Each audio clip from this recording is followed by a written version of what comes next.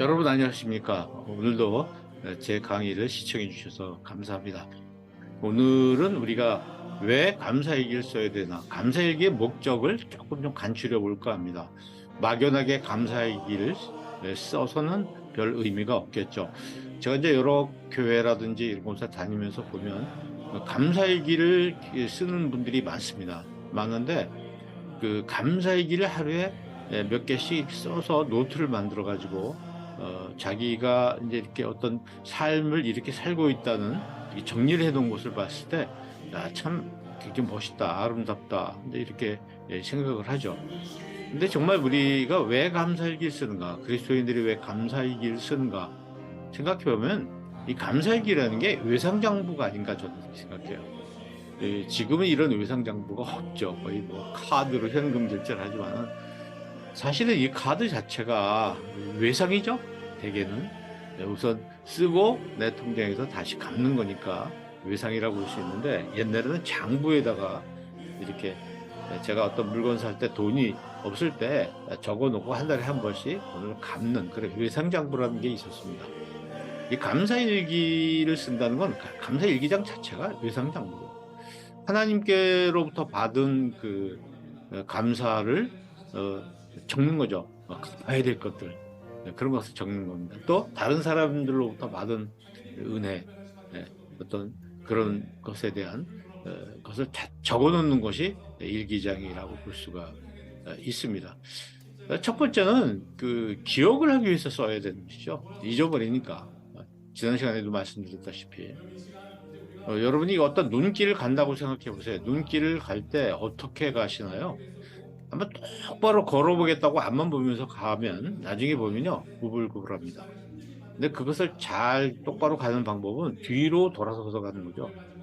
내 발자국을 일직선으로 만들기 위해서 뒤로 돌아서서 내가 밟은 발자국들을 쭉 보면서 걸어가다 보면 직선으로 이렇게 내 발걸음을 만들 수가 있어요. 그같이 우리 삶도 내 삶을 되돌아보지 않으면 내 삶이 이렇게 구부러져 있는지 똑바로인지를 잘 알 수가 없죠. 그 앞을 보고 목표를 향하는 것, 동시에 또 때때로 뒤로 돌아보면서 내가 온 길을 살펴보는 것을 통해서 우리가 어떤 목적을 향해서, 목적지를 향해서 얼마나 바로 가고 있는지를 생각해 볼 수 있다고 생각합니다. 그래서 우리가 잠자리에서 오늘 잊어버린 것들을 이렇게 노트에 적어서 잘 기억하고, 그러면서 감사일기장을 이렇게 보면서 꿈나라로 간다면 우리가 얼마나 인생에 행복할까, 하루하루가 또 얼마나 그 바른 방향을 향해서 걸어갈 수 있을까, 이런 생각을 해봅니다. 그런 점에서 성찰을 하는 것은 매우 중요하고, 신앙생활에서 우리가 어떤 그 반성할 수 있는 존재는 사람밖에 없잖아요.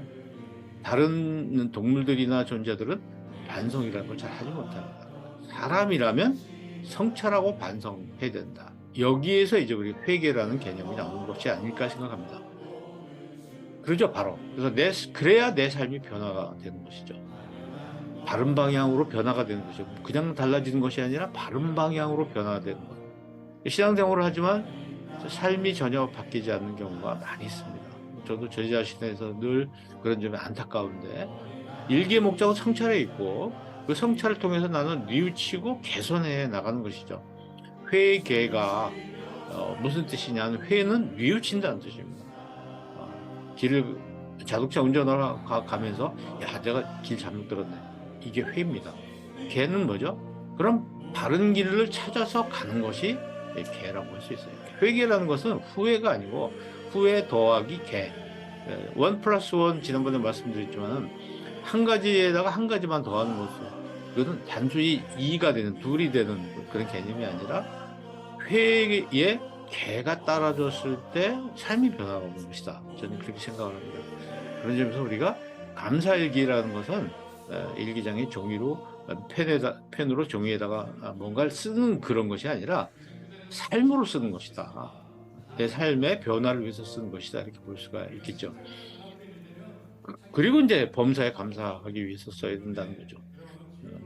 우리가 살아보면 매일매일 그 긍정적인 일, 부정적인 일들이 있습니다. 어떤 날은 긍정적인 일이 넘치고 어떤 날은 부정적인 일이 또 넘치죠. 어떤 날은 긍정적인 사람을 많이 만나고, 어떤 날은 좀 부정적인 사람, 나에게 부정적인 사람을 많이 만납니다. 그래서 슬프고 괴롭고 그렇게 우리가 이제 살아가게 되어 있는데, 우리가 범사에 감사하라는 만남, 범사에 감사하라는 그런 말씀을 이렇게 생각해 본다면, 우리가 겪는 일들, 우리가 또 만나는 사람들에 대한 그 부정적인 일들을 어떻게 긍정적으로 바꿀 수 있는가, 그것이 우리의 삶을 크게 변화시켜 줄 수 있고 또 만족스럽게 만들어 줄 수 있다 생각을 합니다. 그래서 이제 성경 말씀에 보면, 항상 기뻐하라, 쉬지 말고 기뻐하라, 범사에 감사하라. 이 범사라는 것이 이제 영어로 anything이거든요. 어떤 일이든지, 그러니까 좀 부정적인 일을 겪었더라도, 또 부정적인 사람을 만났더라도 그것을 하나님의 뜻으로 생각하고 우리가 이것을 긍정적으로 뭐라고 할까요? 넘긴다고 할까요? 예, 정리하는, 그것이 매일매일 또는 매 순간 있을 때 우리 삶이 행복해질 수 있는 것이죠. 그런데 이런 일을 우리가 긍정적으로 바꾸지 못하고, 감사로 바꾸지 못하고 산다면 부정적인 일들, 그리고 부정적인 사람들에 대한 기억이 계속 쌓이게 되지 않겠습니까? 그래서 그날 잠들기 전에 내가 만났던 사람들, 부정적인 일들, 또 내가 겪었던 부정적인 일들, 사건들, 사람들과 사건을 잘 긍정적으로 정리를 하는데, 어떻게 정리를 해야 되냐면, 이것에 담긴 하나님의 뜻이 있을 것이다 생각하고 정리를 하자. 저는 그렇게 좀 생각을 하려고 노력을 합니다.